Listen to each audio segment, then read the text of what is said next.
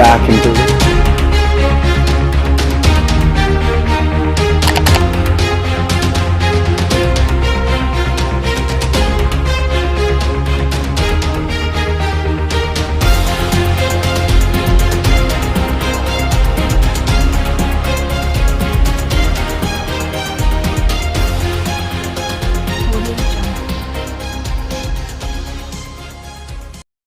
Assalamualaikum warahmatullahi wabarakatuh. Perkenalkan, nama saya Muhammad Wildan Mulyadin Putra dengan NIM 194250545. Dalam kesempatan kali ini saya akan menjelaskan mengenai Munich Security Conference.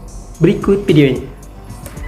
Konferensi Keamanan Munich atau dalam bahasa Jermannya merupakan Münchner Sicherheit Conference, merupakan sebuah konferensi tahunan yang biasanya dilakukan setiap bulan Februari untuk membahas mengenai kebijakan keamanan internasional yang diadakan di kota Munich, Bayern atau Bavaria, Jerman, yang mana dimulai sejak tahun 1963. Perlu kita ketahui juga bahwa Munich Security Conference ini sebelumnya bernama Vereinigung und Münchner Konferenz für Sicherheitspolitik, yang artinya merupakan konferensi militer dan kebijakan keamanan Munich yang didirikan oleh Ewald Heinrich von Kleist-Siebengen yang merupakan seorang pejuang perlawanan dari lingkaran Stauffenberg. Nah, lingkaran Stauffenberg ini merupakan lingkaran perlawanan Jerman atau penentang Nazisme terhadap Adolf Hitler. Seiring berkembangnya zaman, konferensi tersebut kemudian berkembang dan difokuskan untuk mencegah terjadinya konflik militer seperti Perang Dunia Kedua dan menyatukan para pemimpin serta para ahli dalam menciptakan suatu kebijakan dengan keamanan pada saat itu tentunya, dan dimana hingga sampai sekarang menjadi forum terkemuka dunia untuk memperdebatkan kebijakan keamanan internasional.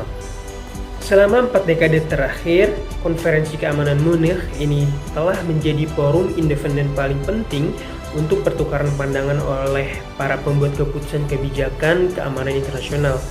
Setiap tahunnya, setidaknya konferensi ini menyatukan sekitar 335 tokoh senior dari lebih 70 negara di seluruh dunia untuk terlibat dalam diskusi atau debat intensif mengenai tantangan keamanan dunia internasional saat ini dan di masa depan. Pada umumnya, peserta atau anggota konferensi yang hadir seperti kepala negara, yaitu presiden atau perdana menteri, pemerintah, organisasi internasional, menteri, anggota parlemen, perwakilan tingkat tinggi angkatan bersenjata, ilmuwan, masyarakat sivil, para pebisnis, dan juga media. Tujuan Munich Security Conference sendiri berfokus untuk membangun kepercayaan dan berkontribusi pada penyelesaian konflik secara damai dengan mempertahankan dialog informal yang berkelanjutan dalam komunitas keamanan internasional.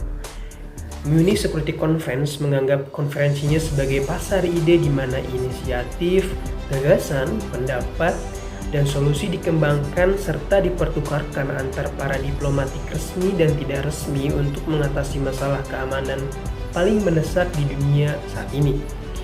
Munich Security Conference juga menawarkan ruang yang terlindungi untuk pertemuan informal antar pejabat yang merupakan representasi dari motonya, yaitu World Peace Through Dialogue atau membangun perdamaian melalui dialog. Konferensi Keamanan Munich memiliki akar dari transatlantik dan Eropa yang juga bertujuan untuk membangun aktivitas dunia yang terglobalisasi. Munich Security Conference berusaha untuk meningkatkan keragaman geografis dan jangkauannya untuk mencakup semua pemangku kepentingan yang relevan. Konferensi Keamanan Munich juga bertujuan untuk memperdebatkan tantangan keamanan paling relevan di dunia yang tidak hanya memasukkan tantangan keamanan yang paling mendesak dalam programnya, tetapi juga menarik perhatian para isu-isu yang mungkin belum menjadi agenda utama komunitas keamanan. Konferensi Keamanan Munich yang mencakup definisi keamanan yang komprehensif, yang mencakup tidak hanya keamanan nasional atau militer tradisional saja, tetapi juga mempertimbangkan hal lainnya seperti dimensi keamanan ekonomi, lingkungan, dan manusia. Misalnya di tahun 2020 ini, Munich Security Conference ke-58 berlangsung dari tanggal 18 hingga 20 Februari 2022 dengan slogan Turning the Tide Unlearning Helplessness, atau yang berarti membalikan arus berhenti belajar ketidakberdayaan, yang mana dihadiri lebih dari 30 kepala negara, 100 menteri, dan kepala dari banyak organisasi internasional yang paling penting seperti NATO, Uni Eropa, dan juga Perserikatan Bangsa-Bangsa. Konferensi ini diadakan dalam skala yang lebih kecil dari biasanya karena pandemi COVID-19 dan sebagian besar didominasi oleh pembicara tentang eskalasi krisis Rusia-Ukraina. Misalnya seperti Sekretaris Jenderal PBB Antonio Guterres secara khusus mengatakan bahwa dunia berada dalam situasi keamanan yang lebih genting daripada selama Perang Dingin. Di samping itu, Wakil Presiden Amerika Serikat Kamala Harris juga mengatakan bahwa Amerika Serikat siap untuk memukul Rusia atau Moskow dengan sanksi keras jika terjadi serangan. Untuk pertama kalinya juga Rusia tidak hadir dalam konferensi tersebut. Pihak Kremlin mengatakan Rusia untuk pertama kalinya tidak akan mengirim delegasi untuk menghadiri konferensi tersebut. Hal ini semakin mempertegas bahwa hubungan Timur dan Barat telah memburuk.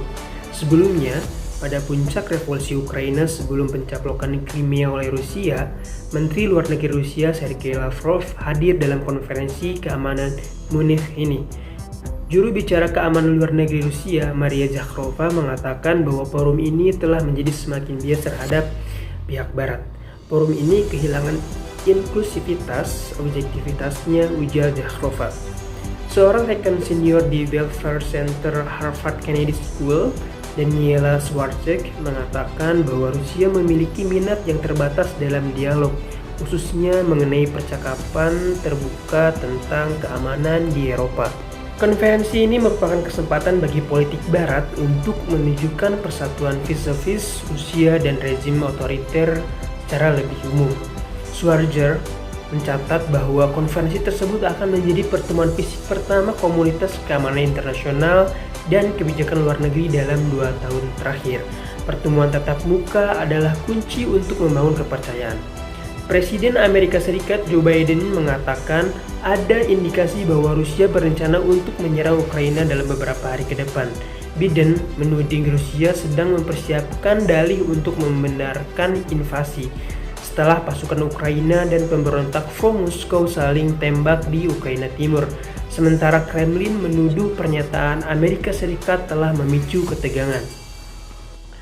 Krisis Rusia-Ukraina bukan satu-satunya isu yang diangkat dalam konferensi Munich ini. Adapun agenda lainnya yang dibahas seperti situasi keamanan yang rapuh di kota Sahel, kebangkitan kembali kesepakatan nuklir Iran 2015 dan JCPOA yang telah menjadi sorotan kembali, membahas Prancis yang telah menarik pasukan militernya dari Mali setelah hampir 1 dekade memerangi gerilyawan ISIS, dan secara garis besarnya Ketua Konferensi Keamanan Munich yaitu Wolfgang Ischinger mengatakan bahwa krisis yang terjadi di dunia saat ini mengalami tumpang tindih. Jadi, begitulah pentingnya konferensi keamanan Munich yang tidak hanya berfokus terkait dengan isu kebijakan keamanan internasional saja, tetapi juga membahas isu-isu lainnya seperti cryptocurrency, problem terkait dengan perubahan iklim, pandemi, isu terkait Afghanistan, Mali, the Sahel, Horn of Africa and the Arabian Gulf, Eastern Europe terkait dengan UNQUIT on the Eastern Flank, teknologi terkait dengan supply chain of command, dan juga terkait dengan global inequality terkait dengan gap years. Nah, hal-hal tersebut merupakan bentuk dedikasi untuk mempromosikan resolusi konflik damai dan kerjasama internasional serta memiliki fokus khusus pada kemitraan transatlantik. Nah, itulah terkait penjelasan saya mengenai Munich Security Conference. Terima kasih banyak atas perhatiannya. Terima kasih juga telah menonton video ini. Sampai berjumpa di video selanjutnya. Terima kasih. Assalamualaikum warahmatullahi wabarakatuh dan salam budi luhur. Bye bye.